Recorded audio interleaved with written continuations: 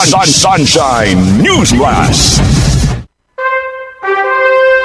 Sa Pilipinas, iisa lang ang bagong bukang bibig, ang alternatibong media network na nagtutrumpet at naghahatid ng magandang balita sa buong daigdig. SMNI, Sunshine Media Network International, where everything is possible. Higit na pinalakas, higit na pinalawak, at higit na pinakikinggan. Sunshine Radio, kapartner mo sa balita at serbisyo. DZRD Dagupan, ang alternatibong radyo sa buong Pangasinan. Iba sa iba, sa iba, sa iba.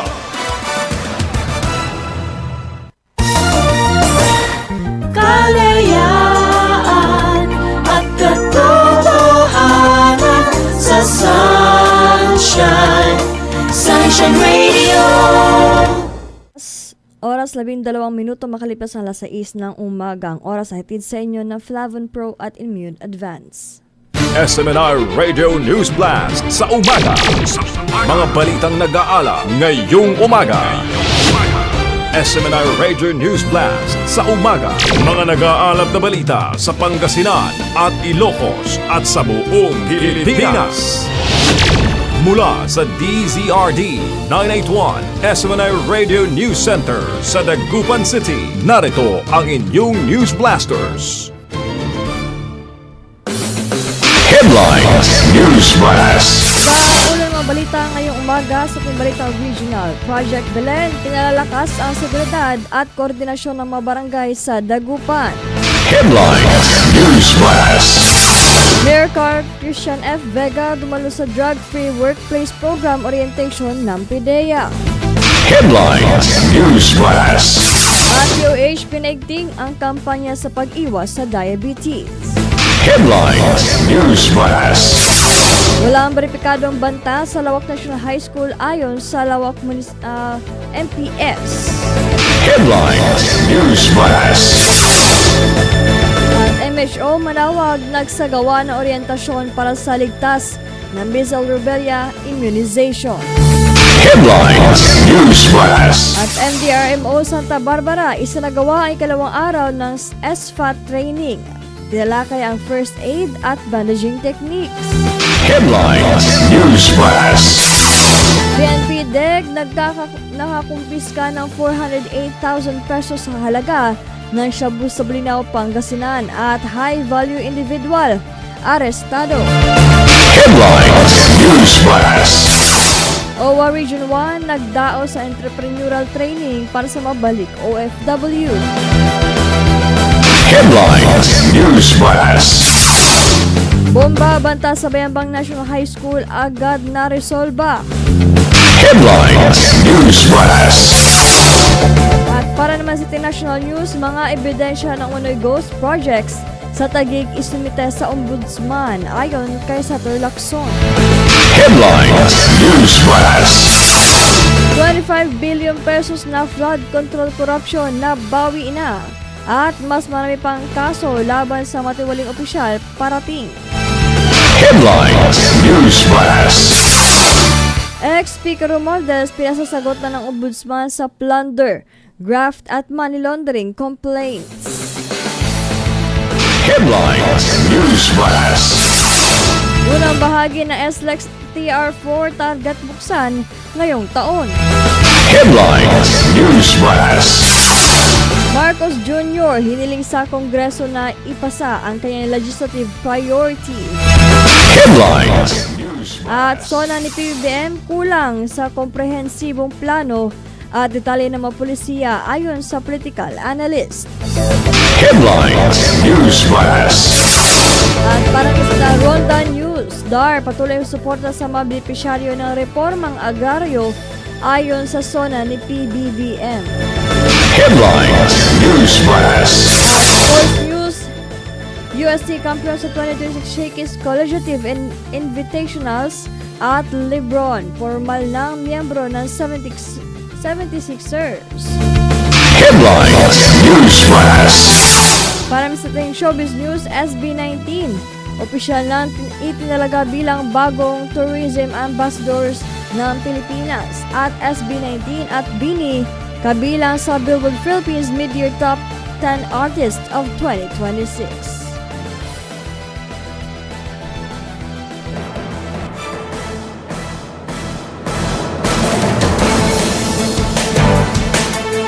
Magandang umaga Pilipinas, magandang umaga Dagupan City at sa buong Pangasinan. Ngayong araw ng Miyerkules, ika-29 araw ng Hulyo taong 2026.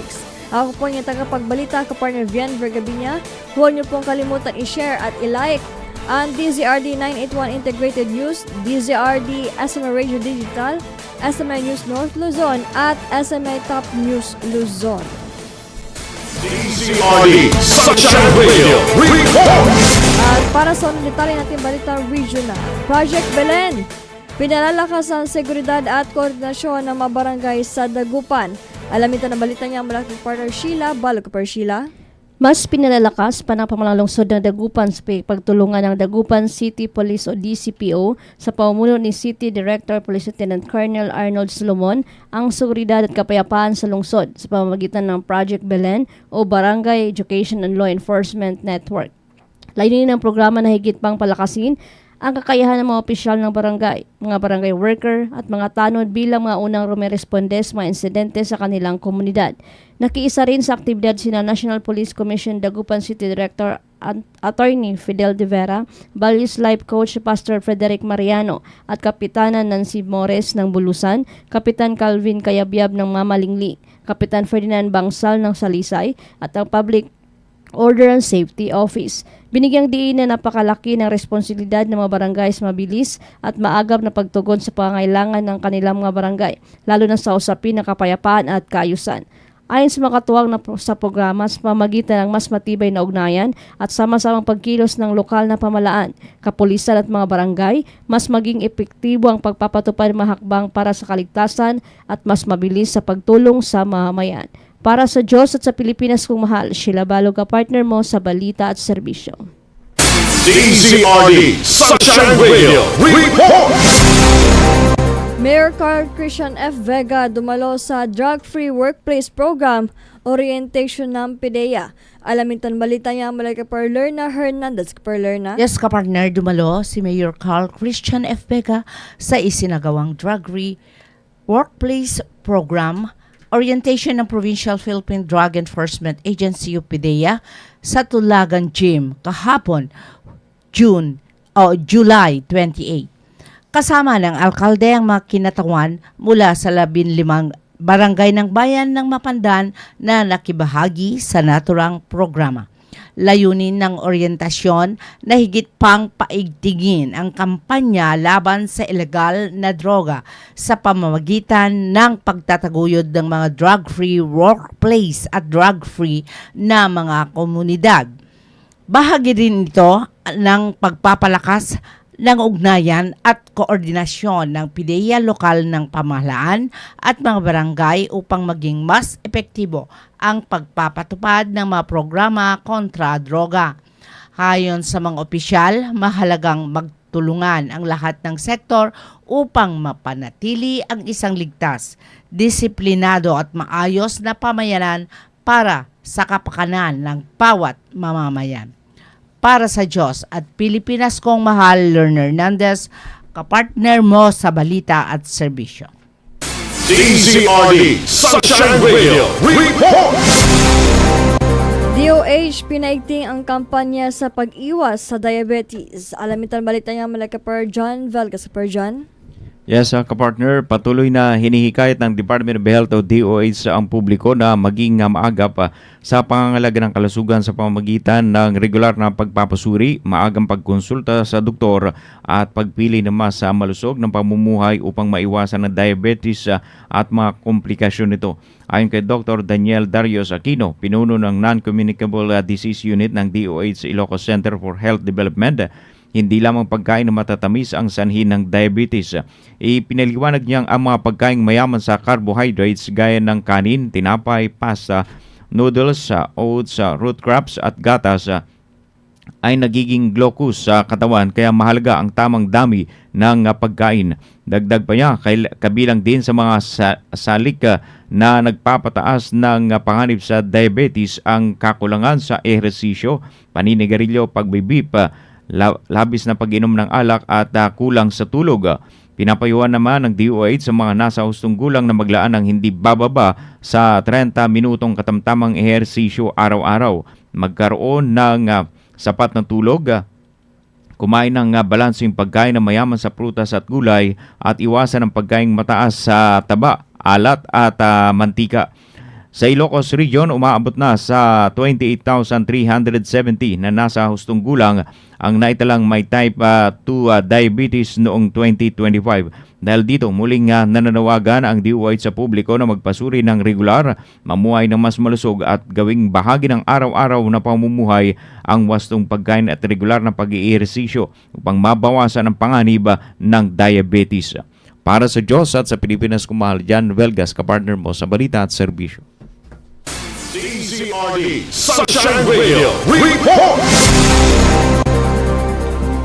Walang beripikadong banta sa Lawak National High School ayon sa Lawak MPS. Alamin ang balita niyan sa pagbabalik ni Kapartner Lerna Hernandez. Kapartner Lerna? Tiniyak ng Lawak Municipal Police Station na agad nilang naaksyonan at nalutas ang umano'y banta na kumalat sa social media na may kaugnay sa mga estudyante na Lawak National High School.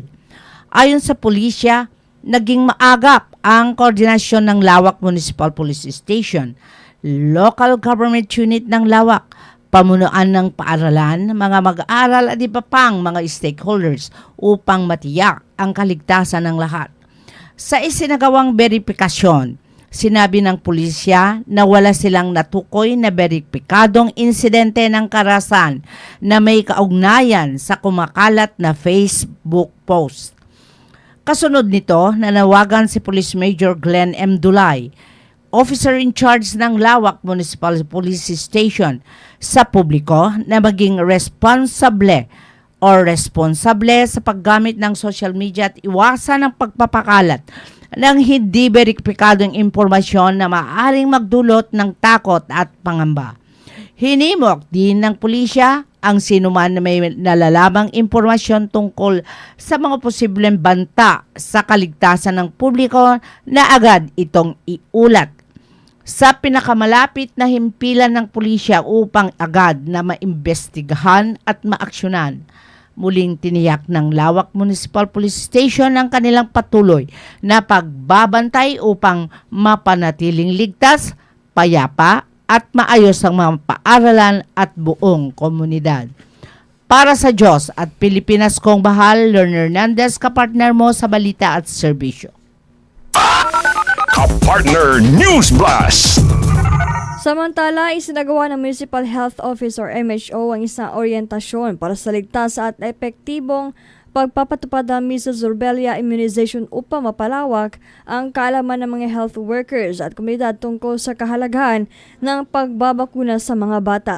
Layunin na aktibidad na matiyak ang tamang impormasyon tungkol sa bakuna, kabilang ang mabenepisyo nito, mga hakbang sa ligtas na pagbabakuna at ang papel ng mga magulang at tagapag-alaga sa pagprotekta sa kalusugan ng kanilang mga anak.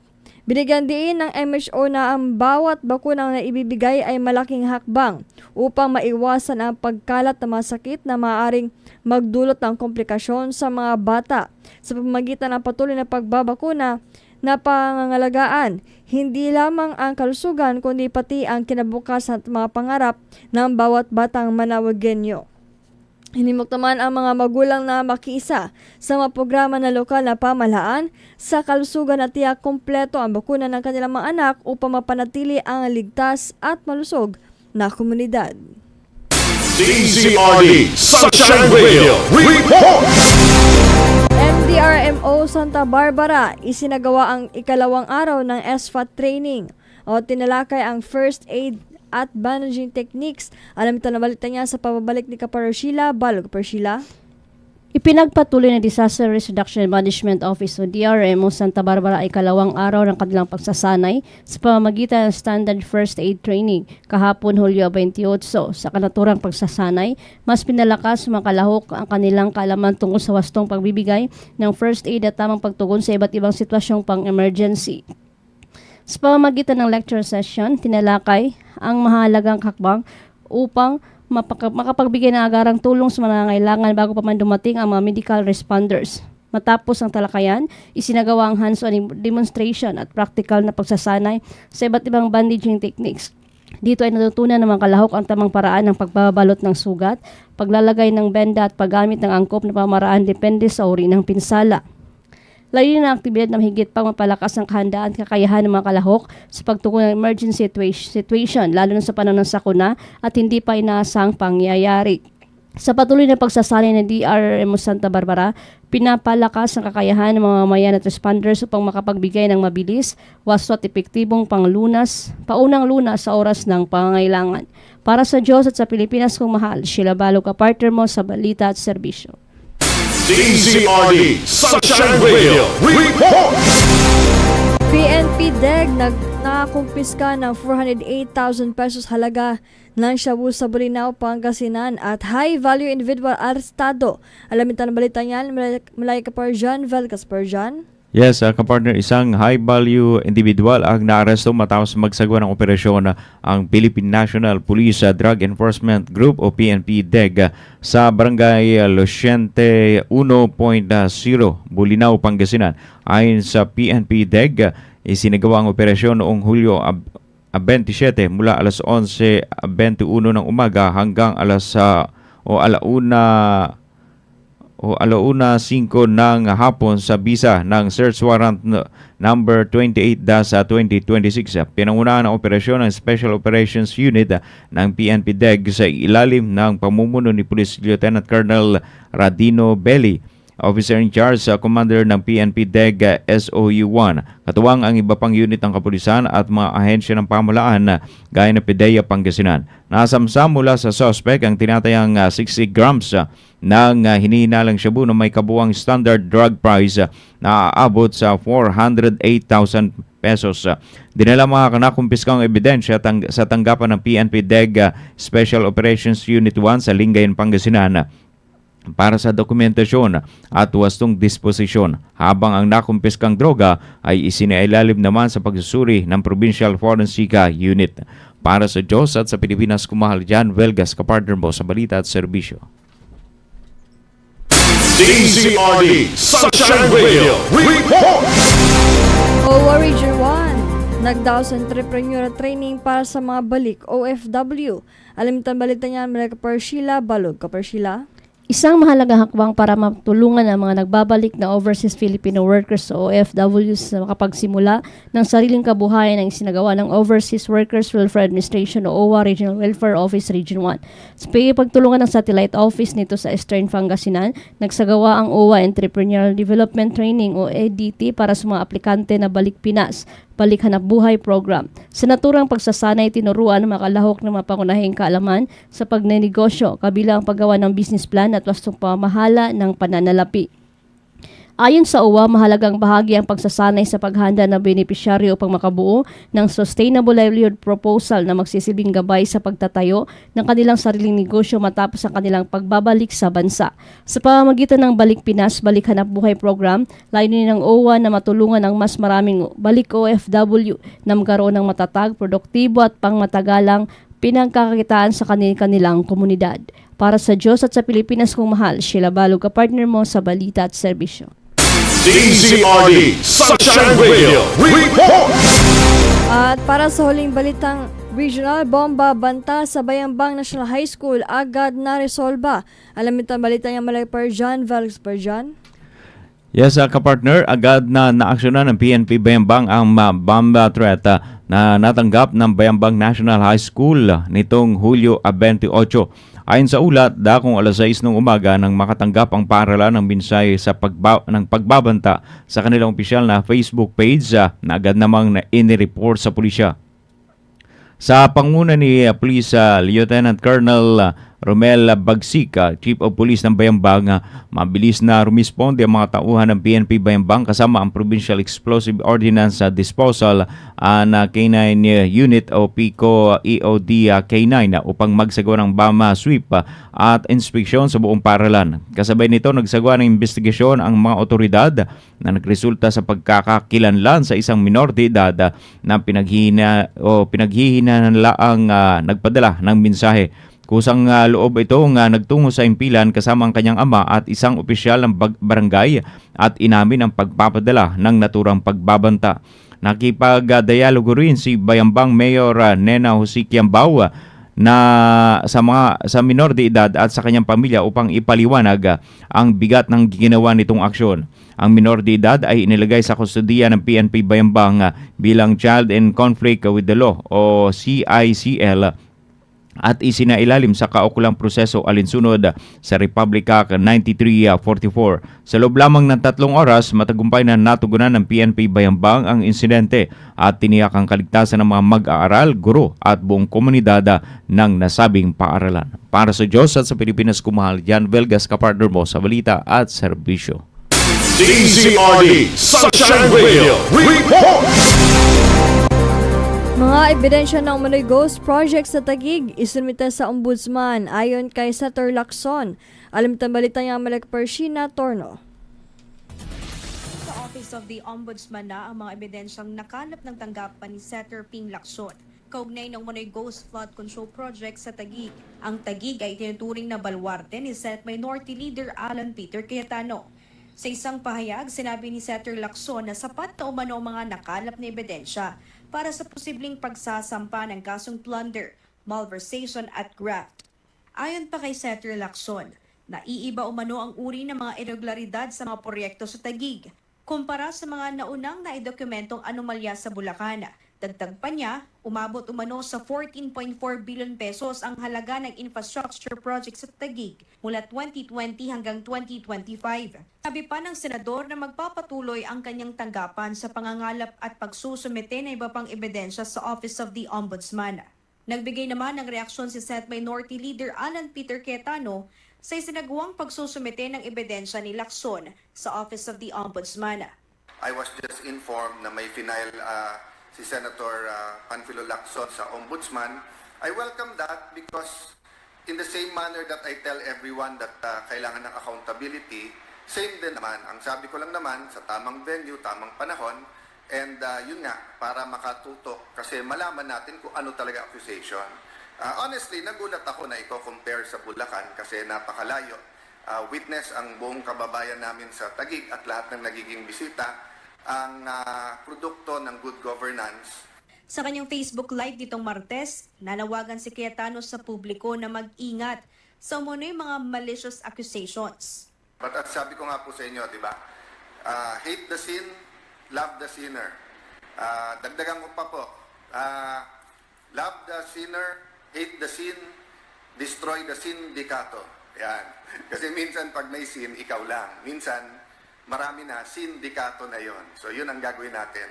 So, ingat lang po tayo sa mga malicious accusations.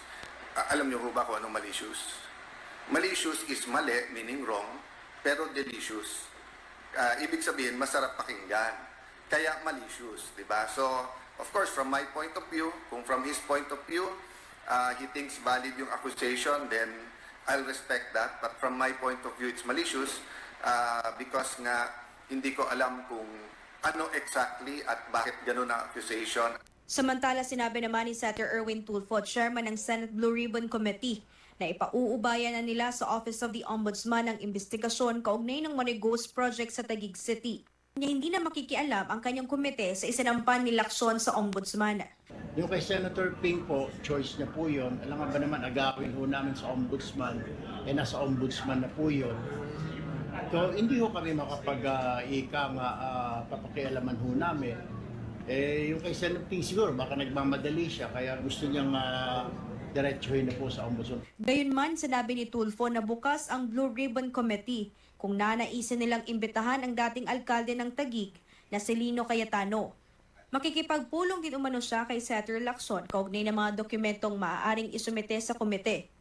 Samantalang ibinunyag pa ni Senator Erwin na may mga senador umano sa minority bloc na humaharang sa nakatakdang pagdinig ng Senate Blue Ribbon Committee sa susunod na linggo, kaugnay ng mga iniimbestigang maanumalyang proyekto. Actually po, ang humaharang, to tell you the truth, honestly po, yung kabila eh. It's not us po sa majority. I will not name names po, pero the truth of the matter is, in real talk lang po, sila na po ngayon nakikiusap na wag na ho topic ituloy yung Blue Ribbon. And I was saying, kung ganon, dapat kayo magsabi niyan. I mean, kayo yung inudyok-udyok niyo itong leadership ni Senator Win, pati ako, sasabihin nyo, tinatago namin yung... Para sa Diyos at sa Pilipinas kong mahal, ito si Sheena Torno, SMNI News. DZRD Sunshine Radio Report! Korupsyon, nabawi na at mas maripang kaso laban sa mga tiwaling opisyal parating. Alamin ang balita niya mula kay Kapar Aaron Rojas. Matinding babala laban sa korupsyon ang isa sa mga pangunahing mensahe ni Pangulong Ferdinand Marcos Jr. sa kanyang ikalimang State of the Nation Address. Inihayag ng Pangulo na hindi titigil ang pamahalaan control projects na umano'y nagdulot ng paglustay sa bilyong-bilyong pisong pondo ng bayan. Ayon sa Pangulo, may mga kontratista, matataas na opisyal at maging ilang mambabatas ng nasampahan ng kaso at nakulong kaugnay ng mga irregularidad. Kaakibat ng mga naisampang mga kaso, tiniyak ng inyong pamahalaan na mababawi mula sa mga nagsabwatan ang nakuha nilang pera ng taong bayan. Gayon din, pinigilan natin ang paglabas ng pera ng bayan na ipambayad padapat sa mga depektibo, peke o guni-guning mga proyekto at mapupunta lamang sa mga bulsa ng mga tiwalaing kontraktor at opisyal. Ayon pa sa Pangulo, halos 25 bilyong piso na ang na-freeze at na-recover ng gobyerno mula sa mga iligal na transaksyon. Sa halagang ito, mahigit 800 milyong piso na raw ang naibalik sa National Treasury. Inaasahan ding madaragdagan pa ang mababawi habang nagpapatuloy ang mga investigasyon. Dagdag pa rito sinabi ng Pangulo na pa ang ombudsman ng panibagong mga kaso laban sa isang dating mataas na opisyal na sinasabing sangkot sa umano'y katiwalian.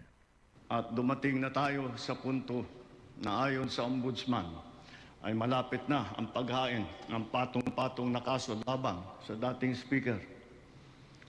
Masakit man sa akin ito, ngunit kailangan nating gawin ang tama.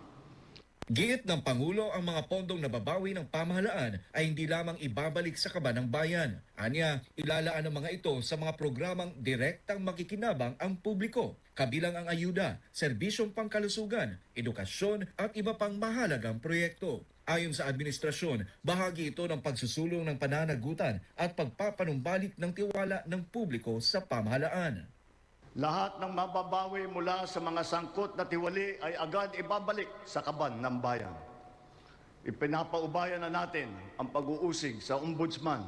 Kasabay ng pinaigting na kampanya, tiniyak din ng Pangulo na palalakasin ang monitoring sa mga infrastructure projects. Nauna nang sinabi ni Senador Rodante Marcoleta noong 2025 na nasa 849 bilyong piso ang actual budget para sa flood control projects mula sa 2022 hanggang May 2025. Para sa Diyos at sa Pilipinas kung mahal, Aaron Rojas, SMNI News.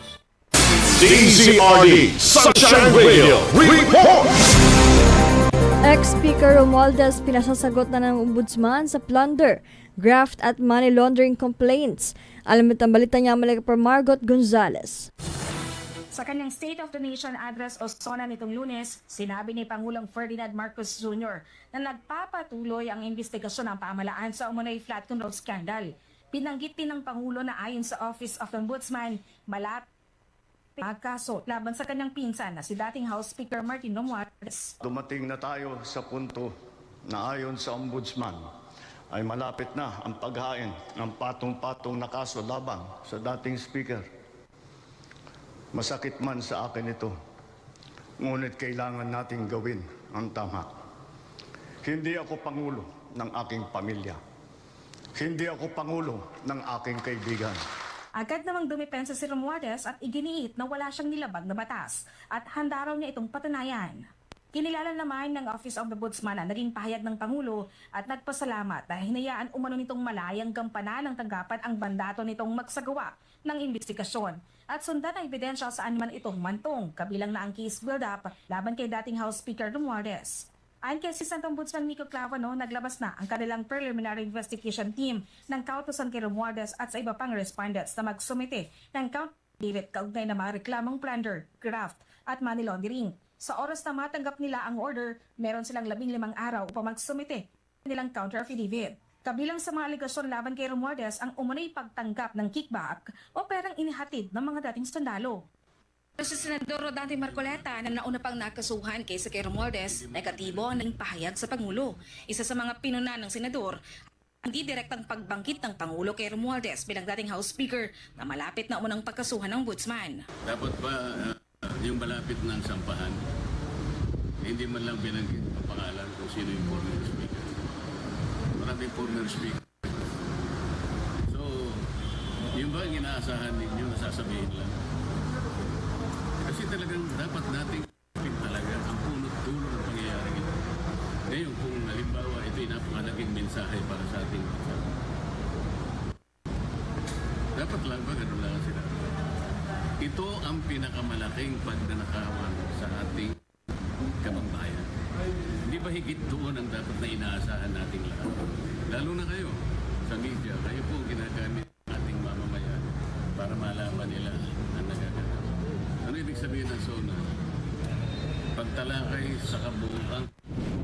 Samantala sa mismong araw ng SONA ni Pangulong Marcos, inilabas ng Sandigan Bayan 3rd Division ang warrant of arrest laban sa nakaupong Usuwag Ilonggo Party List Representative James Jojo Ang. Hindi na dumalo sa SONA si Ang at tumiretso sa Sandigan Bayan upang maghain ng piyansa.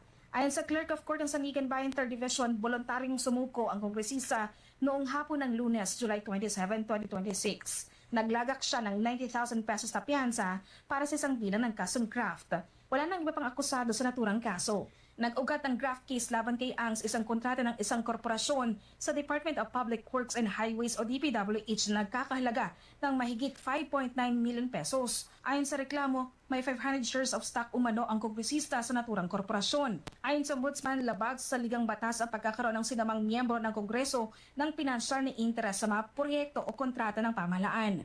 Si Ang kauna-unahong kongresistang nakasuhan sa Sandigan Bayan kaugnay ng flood control scandal. Para sa Diyos at Pilipinas, kumahal, Margaret Gonzalez, SMNA. DZRD Sunshine Radio Report! Unang bahagi ng SLEX TR4 target buksan ngayong taon. Alamin ang balita niya muli ka Paul Montibon. Isa ang SLEX TR4 sa mga proyektong pang-infrastruktura na binanggit ni Pangulong Ferdinand Marcos Jr. sa kanyang SONA. Ayon sa Pangulo, nakatakdang matapos ngayong taon ang bahagi ng expressway mula Santo Tomas City, Batangas hanggang Chaong, Quezon. Ayon sa datos ng proyekto, kapag operational na ang Package A hanggang Package C, inaasahang iikli sa humigit kumulang 30 minuto ang biyahe mula sa kasalukuyang halos 2 oras. Tinatayang nasa 17,000 na mga motorista ang makikinabang dito araw-araw. Sa kanyang talumpati, sinabi rin ng Pangulo na layunin ng pamahalaan na ipagpatuloy ang pagtatayo ng mga pampublikong infrastruktura na may mataas na kalidad at pangmatagalang pakinabang. Kapag nabuksan ang unang bahagi ng SLEX TR4, inaasahang mapapabilis ang pagbiyahe ng mga motorista sa nasabing ruta. Posible ring makatulong ito sa mas mabilis na paggalaw ng mga produkto at serbisyo sa pagitan ng Batangas at Quezon. Para sa Diyos at sa Pilipinas, kung mahal nag-uulat Paul Montibon, SMNA News. DZRD Sunshine Radio Report! Marcos Jr. hiniling sa Kongreso na ipasa ang kanyang legislative priorities. Alamin ang balita niya mula ka Crescel Catarong. Sa kanyang ikalimang State of the Nation Address o SONA nitong Lunes, hiniling ni Pangulong Ferdinand Marcos Jr. sa Kongreso na amyendahan ang umiiral na tax laws upang higit na mapakinabangan ng middle class at maliliit na negosyo. So to ensure the continued progress of the middle class amidst the lingering effects of the crisis, we will pursue tax relief measures that promote growth, that generate revenue, and advance equity towards socio-economic sustainability. Ayon kay Marcos, isusulong ng pamahalaan ang mga hakbang sa pagbibigay ng tax relief upang mapalago ang ekonomiya, mapataas ang kita ng gobyerno at maisulong ang patas na napapanatiling kaunlaran. Kaya bilang natatanging proteksyon sa kanila at para mas mapakinabangan nila ang pinaghirapan nilang kita, nananawagan ako sa Kongreso upang maipasa ang batas na magbibigay ng bahagyang ginhawa para sa ating bayaring buwis. Nais din ng Pangulo na palawakin ang income tax exemption para sa mga manggagawang kumikita ng hindi higit sa 350,000 piso kada taon, bukod pa sa pagbabawas ng income tax ng iba pang manggagawa. Hiniling din niya ang pag-alis ng minimum corporate income tax para sa maliliit na negosyo, gayon din ang pagbibigay ng tax amnesty sa mga hindi nabayarang income tax, state tax, donor's tax, value-added tax o VAT at mga kaukulang multa. Bukod dito, isinusulong din ng Pangulo ang pag-amyenda sa 25 taong gulang na Ecological Solid Waste Management Act upang maiayon ito sa makabagong sistema ng pamamahala ng basura. Kabilang dito ang paggamit ng waste to energy at iba pang makabagong teknolohiya sa waste treatment. Ayon kay Mr. Marcos, maaaring maging huwaran ang mga programa ng Metropolitan Manila Development Authority o MMDA, recovery, processing at upcycling gaya ng Carmona Sanitary Landfill na isa na ngayong MMDA Nature Park. Nanawagan din siya sa Kongreso na ipasa ang Sariling Kuryente Act upang mapabilis at mapasimple ang paglalagay ng solar panels at battery storage systems sa tahanan. Kasabay nito, hiniling din ng Pangulo ang agarang pag-amyenda sa Electric Power Industry Reform Act o EPIRA o Republic Act No. 9136. Partikular ang pagbabaw ng system loss at kaukulang VAT sa mga consumer. Ipinaliwanag niya na hindi dapat ipinapasa sa mga mamimili ang system loss dahil wala silang pananagutan sa pagkawala ng kuryente, transmission at distribution system. Pinapasa ito sa consumer at kinakarga sa bill na pinapatungan pa ang value-added tax. Hindi naman kasalanan ng consumer kung bakit nagkaroon ng systems loss. Kaya hindi naman tama na kailangan sila pa ang pagbabayarin dito. Binigyang diin din niya ang pangangailangang amyendahan ang National Building Code upang maiayon ito sa mga makabagong pamantayan sa konstruksyon at kaligtasan ng mga gusali. Para sa Diyos at sa Pilipinas kung mahal, ito si President Katarong, SMNI News. DZRD Sunshine Radio Report! At para sa huling balitang national, SONA ni PBBM, kulang sa komprehensibong plano at detalye ng mga polisiya ayon sa political analyst. Alamin natin ang balita niya mula kay Daniela Paulite. Kulang umano sa komprehensibong paglalatag kung paano maisasakatuparan ng mga polisiya ng pamahalaan. Ito ang naging assessment ni political analyst Professor Froilan Carilong sa ikalawang SONA ni Pangulong Ferdinand Marcos Jr. Ayon kay Carilong, higit na nakatuon ang talumpati sa retorika at pagpapatuloy ng mga naunang programa kaysa sa paglalatag ng mga bagong hakbang para tugunan ang mahalagang suliranin ng bansa. So he's trying to cement a legacy pero hindi ko alam kung anong klaseng legacy ang talagang binibuild niya rito because to begin with, wala naman talagang konkretong programa o polisiya siguro na maaalala natin itong ating Pangulo. No? Sa kanyang SONA, ibinida ng Pangulo ang agarang pagtugon ng pamahalaan sa krisis na dulot ng tensyon sa Middle East. Gayunman, sinabi ni Calilong na mas nabigyang pansin ang mga programang ayuda kaysa sa mga pangmatagalang reformang kailangan ng bansa. Pinapakita naman niya rito no na naintindihan niya yung sentimiento at yung nararanasan ng mga kababayan natin at the ground no, yung mga nasa laylayan, pero nakukulangan pa rin ako sa kung paano talaga siya maglalatag ng mga tinatawag nating structural reforms that are sustainable and at the same time meron talagang maayos na pagpapatupad, ano, because again, nandito pa rin tayo doon sa kanyang ayuda diplomacy, which I believe is not really working at all. Maging sa dating COMELEC Commissioner Attorney Rowena Guanzon ay nagsabing kulang sa konkretong detalye ang Pangulo kung paano ipatutupad ang ilan sa mga pulisiyang kanyang inihayag. Kabilang dito ang pag-amyenda sa EPIRA Law at pagtanggal sa system laws na ipinapasa sa mga consumer. Sabi niya, amend the EPIRA Law o RA 9136, pero wala sinabi kung ano ang amendments na gusto niya. Sabi niya, pass the Sariling Kuryente Act. Yan rin sinabi. Solar energy lang ang sinasabi niya doon. Na pati ba naman solar energy mo, gusto pa ng Meralco. Ayon pa kay Kalilong, hindi umano tumutugma sa realidad ang ipinapakitang imahe ng administrasyon sa SONA dahil mas nakatuon pa rin umano ito sa usaping politika kaysa sa pamamahala. Binanggit din niyang nananatiling mababa satisfaction rating ng Pangulo batay sa mga nagdaang survey. He's trying really his best to be a leader or president is focus on employing good governance. Pero alam naman natin na hindi ito yung nangyayari on a day-to-day basis, no? Because government is really dead set more or less in politics, no? At samantala, kapwa rin ikinadismaya ni Kalilong at Guan ang kakulangan ng malinaw at detalyadong direksyon ng administrasyon pagdating sa foreign policy na anila isa sa mahahalagang usaping inaasahang magbibigay linaw sa SONA. Para sa Diyos at sa Pilipinas kong mahal, Daniela Paulite, SMNI News. Ronda Pilipinas.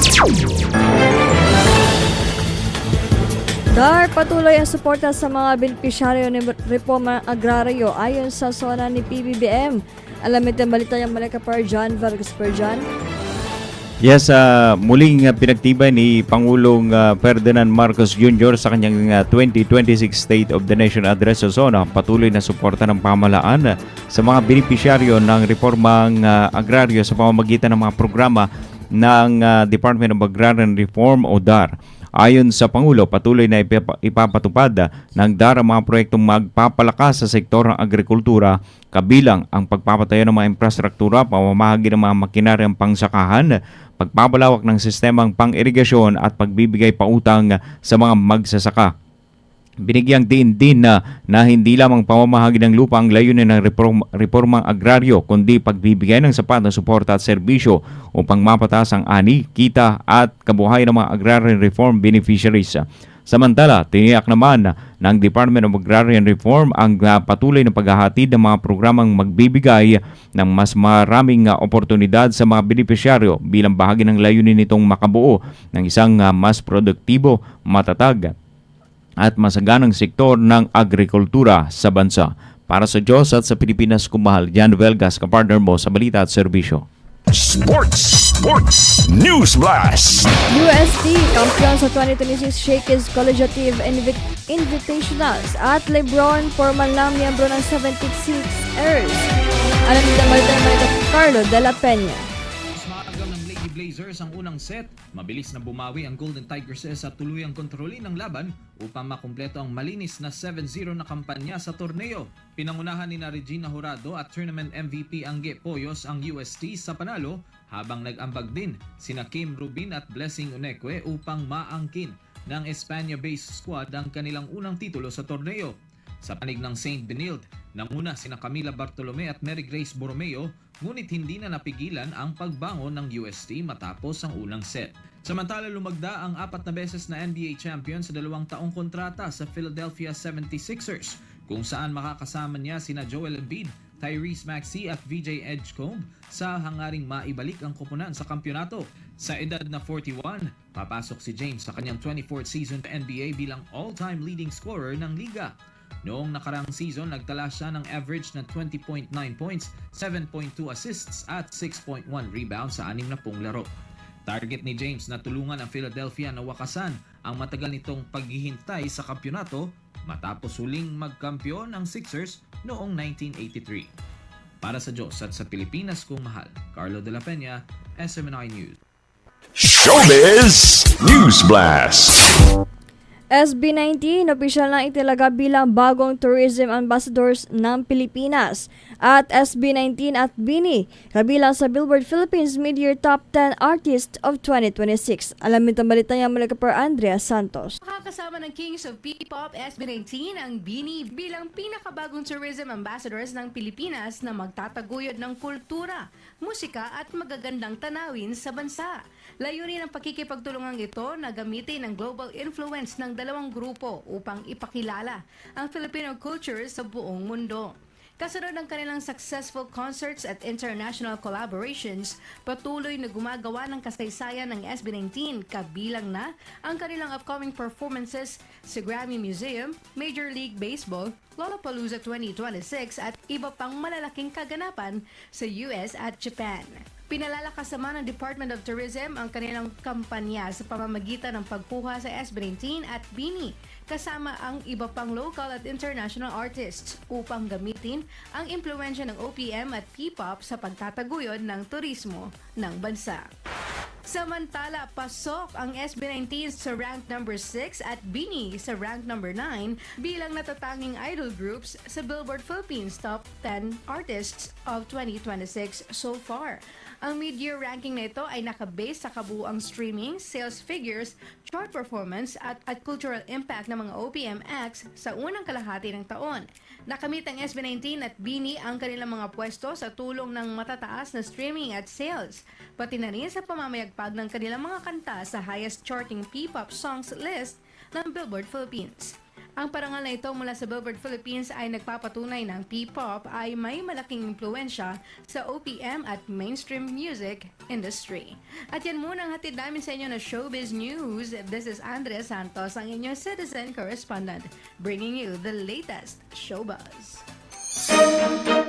At bago po tayo magtapos, tunghayan po natin ang sunspeak sa mga oras na ito.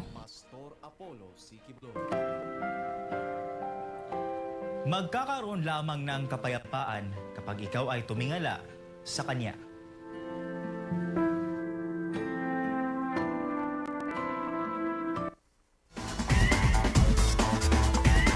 Nagtatapos ang Sunshine News Plus Morning Edition ngayong araw ng Miyerkules, ika-29 na araw ng Hulyo taon 2026. Maraming salamat sa management sa pagkakataong makapaghatid ng balita at serbisyo mula sa DZRD News Center at sa co-pilot ngayong umaga par Jeff and Kapatid Tan, as in Station Manager Kapatid J. Mendoza at blessed morning po sa ating pinakamamahal na Pastor Apollo C. Kibloy. Ako po yung tagapagbalita par Vian Vergabinia at abangan niyo po ang susunod pang programa. Sumasambulat sa buong Pilipinas. Sunshine News Blast.